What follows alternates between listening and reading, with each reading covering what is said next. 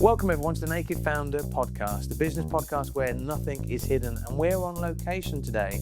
We're interviewing Max, Head of Happiness at myHappymind, but we're doing it through the words and the voice of the CEO and founder, Laura Earnshaw. Welcome, Laura. Thank you. Lovely to have you here. Absolutely. Lovely. Oh, it's just lovely to have Max here as well. Laura, we always start each episode of the Naked Founder podcast with the same question. What didn't they tell you about founding a business that you wish you'd known at the start? I wish I'd known how all-consuming it would be and how much it just becomes part of your life. I think when you have a job, particularly a corporate job, it can feel intense and full on, but it does stop at the weekend, whereas this just never stops. You've not had any time off for 10 years. Correct. You work every weekend. Yeah. You work with your husband as well, and the compartmentalisation between work and home, there isn't one. No, I think that's right. I think I say I work every day. I think as a founder, you never switch off. Even if you're going for a walk in the park with the dog or you're with your kids at a sports fixture, you're still thinking about work. You're still thinking about that next step. So yeah, it's intense. I'm always fascinated by where the idea came from, Yeah, and where the motivation came from to start a business. In your case, you started myHappymind after seeing friends and family struggle with their mental health and feeling that they didn't have the support that they should have had. Yeah. Just explain how that shaped your journey. Yeah, I think I've always been somebody who's massively purpose-driven in everything that I've done, but nothing shakes you to your core more than having a personal experience of a family member or a loved one struggling. And I think I had a couple of those in quite short proximity, one with a child and one with an adult. And I just had this very distinctive, visceral moment where I decided I wanted to be part of the solution around mental health. I was on the M25 actually when it happened, having visited somebody in a mental health hospital, and decided I was just going to quit my career and be part of the solution. Or that was the big dream back then. What year would that have been, Laura? So that was 10 years ago, so 2016. Okay, I'm going to come back to myHappymind in a minute, but let me take you back to the early part of your career as well. And I can actually read out what it says about the author, because this is your book, myHappymind, published by Penguin Books as well. And this is what it says about you, about the author. Laura Earnshaw worked as a global HR executive for 15 years, helping leaders thrive under pressure and teams fulfill their potential. She's worked at Harvard Business School and with CEOs in the FTSE 100. After a friend close to her was sectioned under the Mental Health Act, she quit her corporate job and set up myHappymind to help schools find a solution to their mental health problem.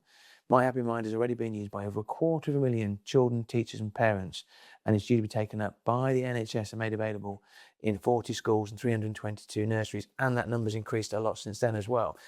You worked at Accenture, AstraZeneca and PwC, worked in Australia as well for a spell. So just explain your career pre-myHappymind. Yeah, so I was a corporate girl. I'd never planned to be an entrepreneur. I'm definitely an accidental entrepreneur. So I worked at Accenture out of uni for 7 years in their human capital consulting practice. In London, presumably? No, not London, not New York, none of those glamorous places that they promised in the graduate training recruitment, but instead in Swindon. In Swindon. In Swindon. In Swindon. So I worked with them for 7 years, and then I decided I was sick of living out of a suitcase. You met your husband in Swindon, though, didn't you? I did indeed meet my husband in Swindon. Absolutely, where all good love affairs start, in Swindon. So you decided, so if you stayed in that role, Yeah. you would have made a lot of money, presumably, nice salary, nice pension, etc., etc. Yeah. But you jacked it all in, Yeah. and you decided to launch myHappymind. And I just think it'd be really helpful to explain, what problem were you trying to fix when you launched it? Yeah.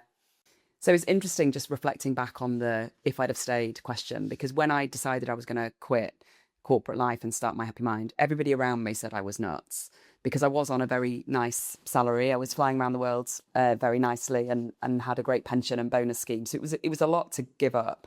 But my view was, let me give this thing a try. I had this burning passion inside me that I wanted to fix this problem. Can I ask how old you would have been then? I'm not revealing how old I am now. Never Ish. ask a lady how old she is, Chris. But Ish. I would have been 35-ish. 35-ish, right. Yeah. So there was a point that you were thinking, if you don't do it now, Yeah. you probably won't do it.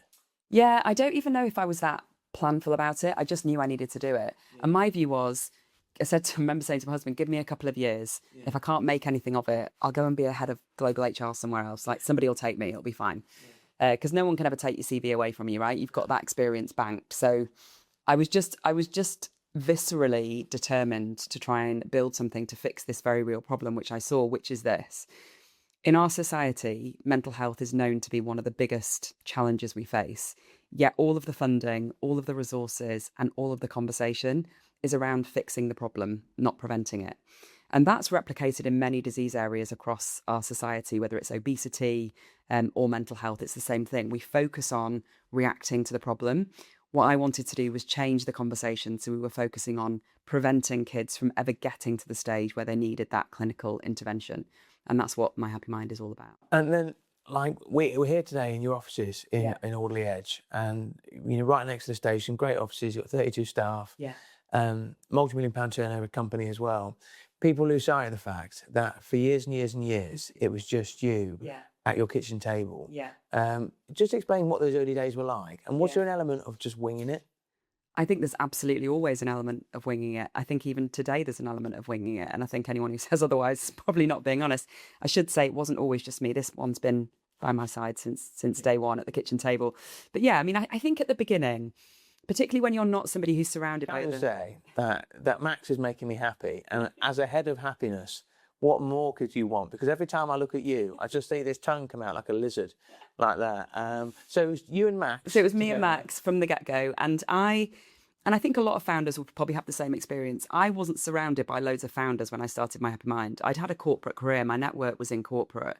So I didn't have this like resource base to draw from on how the heck do you start a successful business. I was led purely by passion. And I think I've always been led by passion and purpose. I've always kept that at the core, and the profits followed. I've never thought of this as a business. I've always thought of it as a mission.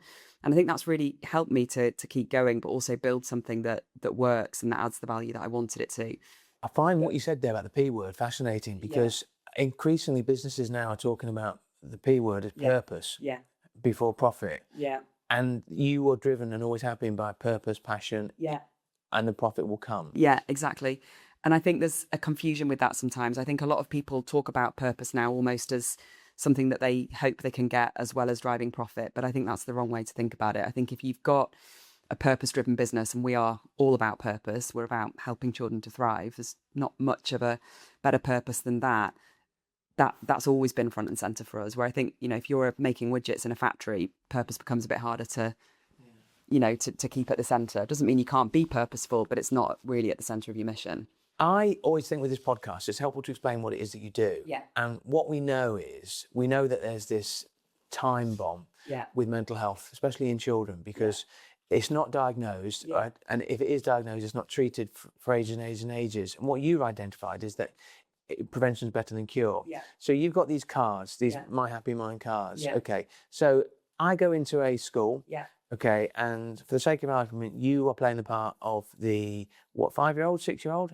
Okay, and I say, pick a card, okay? Okay, now, I knew you were going to pick that card. What does that card say? Think about one of your friends. What do you like about them and why? Okay, and what would you say about that? So think of your friend. Who would you say? I would think of my friend, Fran. And the reason I like her is that she can always make me laugh. And humour is really important to me. So. Okay, so how would that improve your mental health, or that 5-year-old's mental health? So the questions that we ask in these cards, which are just one small part of the programme, are all designed around getting children to reflect on the things that we know make them happy and that will give them that kind of dopamine released in the brain. So we know from the science that if you get certain conditions right in a child's life, they are much less likely to struggle with their mental health later in life. And one of those things, which that card is getting into, is positive relationships. So the science tells us this, but it's also obvious. If you have positive relationships in your life, whether that's with friends or colleagues or family members, you will be happier. You will better be able to cope with life. If you have lots of negative relationships in your life and you're struggling with your relationships, you will feel less happy and you'll be less able to navigate life. So what we're trying to do with the cards and with the digital lessons that schools get is create an environment whereby children are naturally focused on building those skills that will help them thrive. And it's also like getting them to talk, isn't it? Absolutely. And to think. And to think and to reflect. Because so often we're focused on the next thing, and actually what's really important is to focus on the here and now as well. One of the first things you did was you found 2 schools who were happy to test your software before you started charging for it. How many schools are you working with now? Over 2,000. Over 2,000, wow. And between 2016 and 2021, it was you and Max. Yeah. I'm going to have to remember Max all the time. Hard to forget. You're working on your kitchen table, and if you weren't homeschooling your kids during COVID as well, you were trying to build a business. You didn't make your first hire until 2022. Yeah. Is the key word in a founder resilience? Yeah, I think resilience is absolutely massive. But I think it's also about focus. When you're starting a business, there's so many things you've got to think about, and it's so easy to get distracted by the noise of all of those things. But I think the other thing about focus that becomes really important is that never take advice from someone who hasn't done what you're trying to do. And I had so many people around me who were saying, oh, this just seems like it's really hard work. Why don't you just go back and be head of global HR again? So I think being focused on your mission and not losing sight of that alongside resilience are two really important things. And was there ever a point in those 6 years when it was you and Max where you just thought to yourself, I can't do this anymore? No, there never was, because I knew early on that what I was building worked, and I got such early feedback from schools and from families that what we were doing had a real impact. And I'd seen it in my own life as well, in terms of my lived experience of how these things could help. So I've never wavered, not once. I've never thought, this is just too hard. Okay, you're not just a founder of a business, you're the mother of 2 children as well. You don't have a nanny, you're a female founder. Do you see yourself as a role model as well, and an inspiration to other mums, particularly mums who have got their own businesses? I would never give myself the title of being a role model, but it's really flattering to think that some people might. I mean, I hope to inspire other people to think, both females and males, to think that they can build something from nothing, and to think that they can take a slightly different path as well, because I didn't raise money on day one. I bootstrapped until very, very recently, as you know. And that's quite a different journey to the journey you often hear about. You hear about a lot of founders raising funding and being in the VC space from very early days, and I didn't do any of that. Could you have done? I could have done 100%, but I didn't want to. I wanted to build it my way and on my terms. I didn't want necessarily other people kind of involved and having additional pressures, right, in terms of checking on performance, seeing where we were up to with how the business was going. I didn't want that pressure.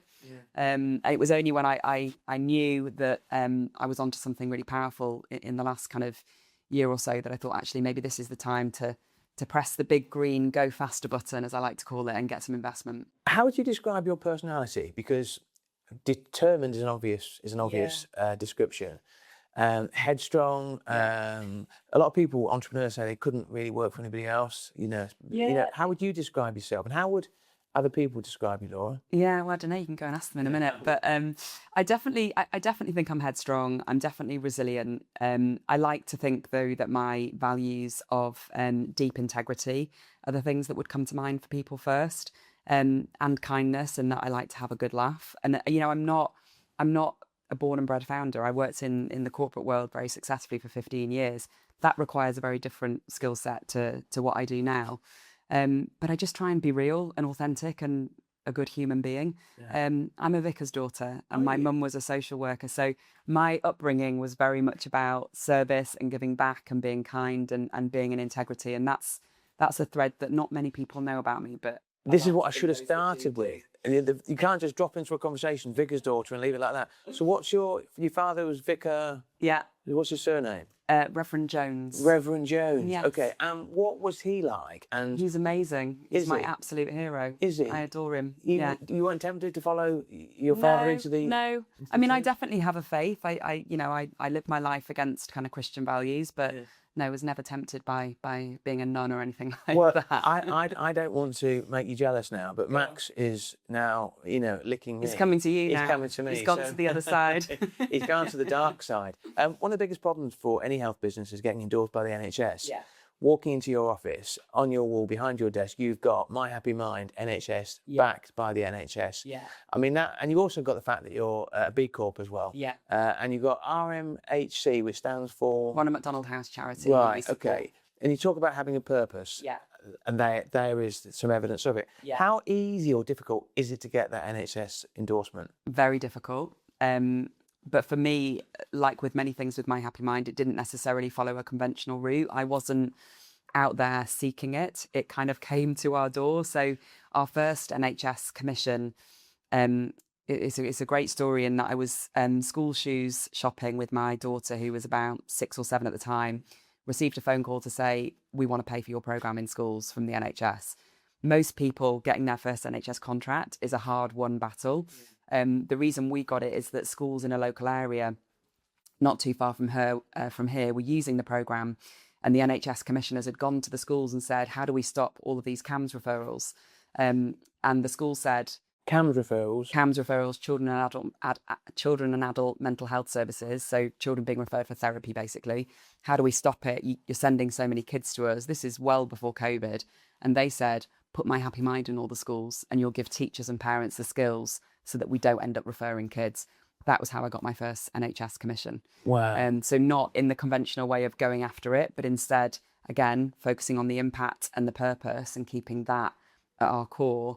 These things naturally happen for us. Just doing the right thing. Doing the right thing and making that the focus of what you're doing every single day, and the rest follows. You wrote myHappymind book, which I've referenced earlier as well.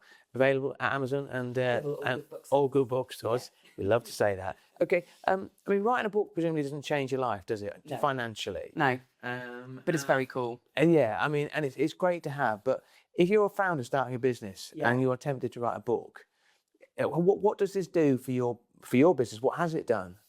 Yeah, I think there's a couple of boxes that writing a book ticks, right? One, I think there is something really quite special about being asked to write a book, particularly from someone like Penguin.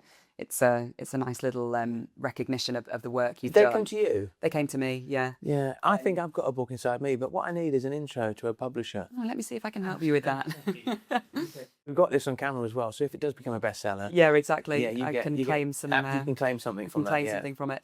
Yeah. No, so I think it was great from a kind of a business perspective because it validates our story, it validates our journey. But actually what's great is that it means that parents and families can access the methodology that we're teaching via a book. So if the programme isn't yet in their school, they can still access some of that science and use it with their own family. And that was really the purpose of writing it, was to make the science of what we're doing more accessible. I think it almost gives you a little extra bit of credibility, though, doesn't it? Yeah, I think so. You know, because I think published author. Yeah. So are there many more copies of them available? There are many more copies of them available. You didn't move into your first office until 2021. Yeah. And your husband, Tim, joined the business in soon after, actually, as COO. Yeah. Now, I speak to a lot of, I think there's a name for husbands and wives, co-preneurs, I think. What was it like? I mean, bringing Tim into the business, was that an easy decision? And have you had to have any rules? I think it was an easy decision because I knew that I needed somebody that could support with a load of the operational stuff, right, that a business has to do and has to keep on top of. And that's definitely not necessarily my strength.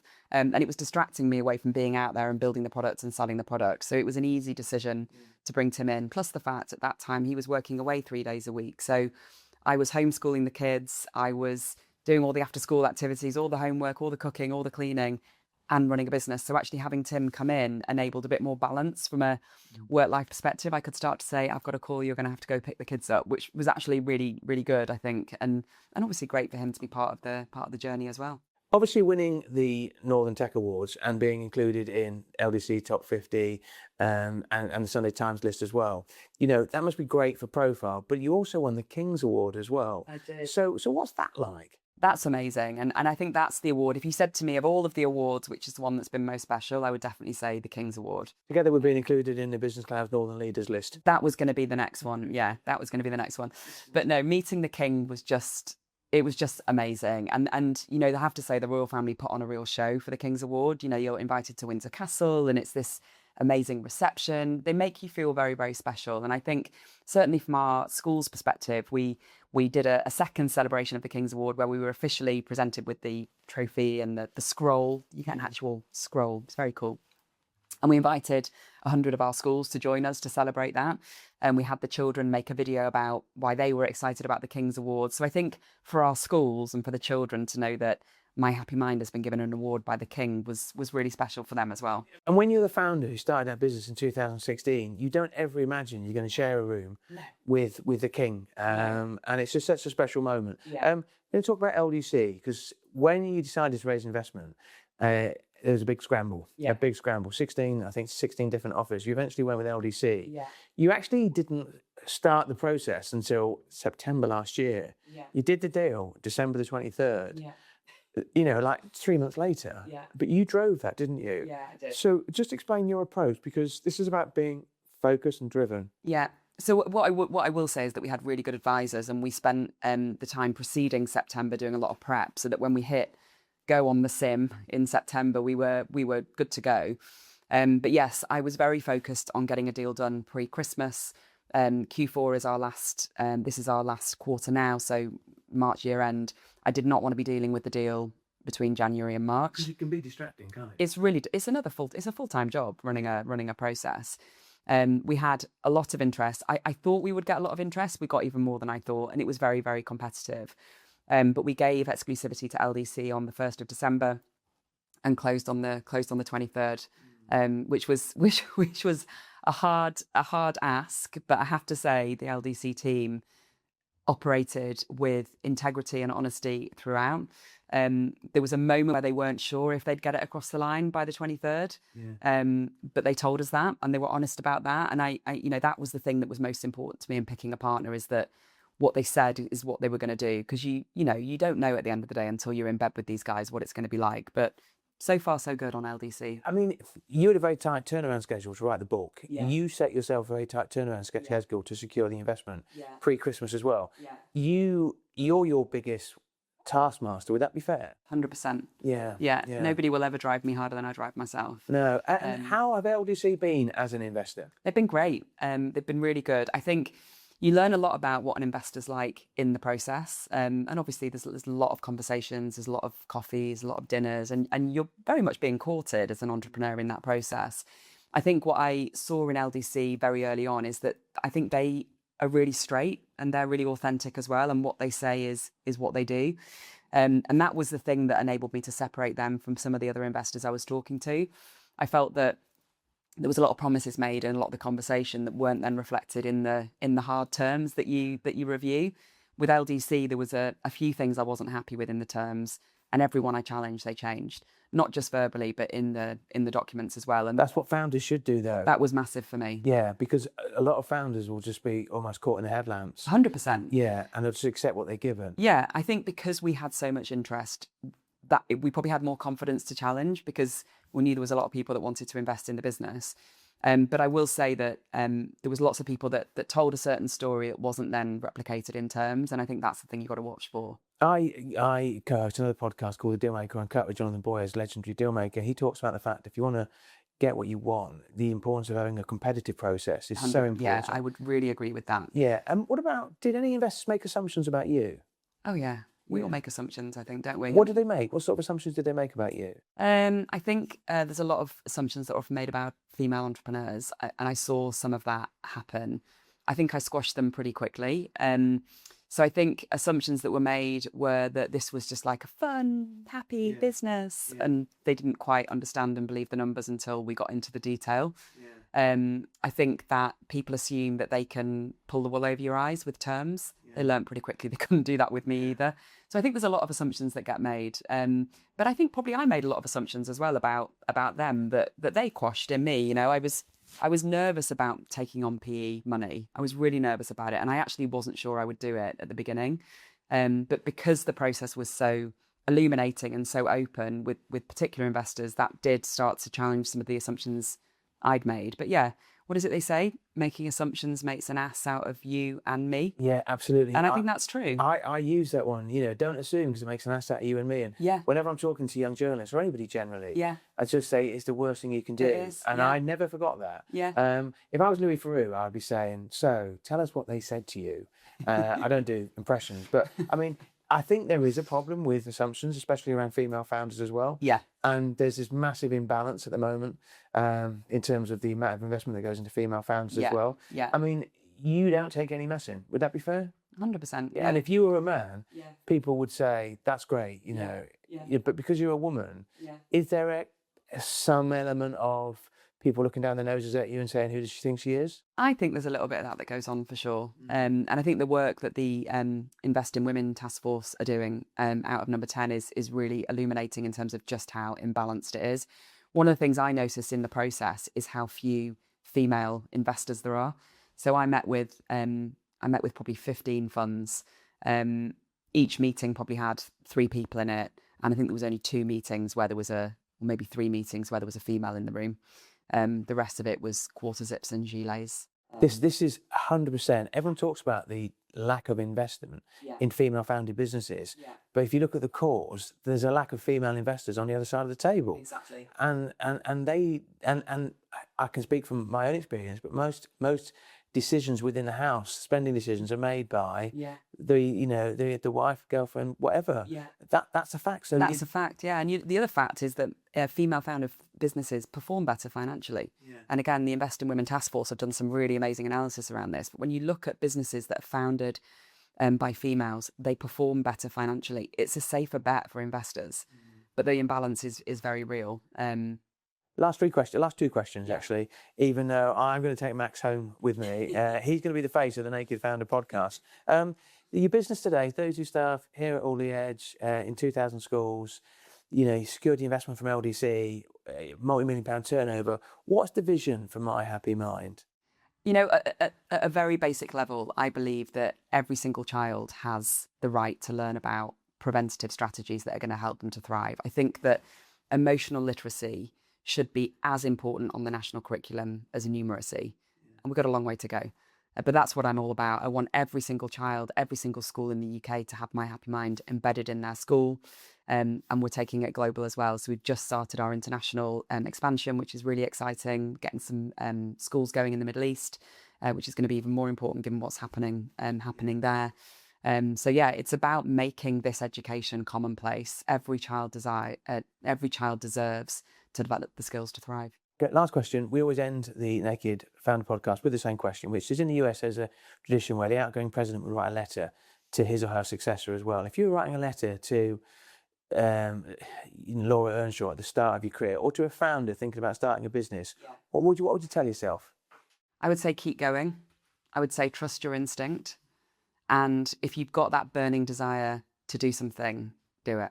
Okay, amazing. Laura Earnshaw of myHappymind, thank you for inviting us in for this episode of the Naked Founder podcast on location as well. Thank you to our sponsors, Financial. They are the place to go when it comes to advice for women as well. If you've enjoyed the podcast, please press that subscribe button, tell your friends and family. My name, as always, is Chris Maguire, and this is Max.